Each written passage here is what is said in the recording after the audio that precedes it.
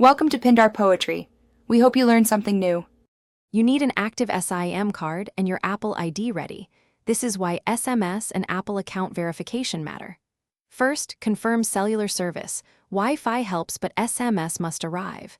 Next, sign into your Apple ID at Settings if you haven't already. Once done, open Settings, tap Messages, and toggle iMessage on. The phone will attempt activation. You may see waiting for activation. Be patient. While that runs, keep cellular on and avoid toggling airplane mode. This preserves the verification flow. Once iMessage is toggled, go to Settings Messages Send and Receive to assign your phone number.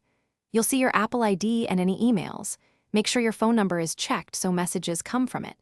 If the number doesn't appear, sign out of your Apple ID and sign back in to force a refresh. This often pulls the number into the list. Also, verify your carrier allows iMessage activation. Sometimes an SMS charge or a brief activation window delays completion, so wait and monitor for the confirmation.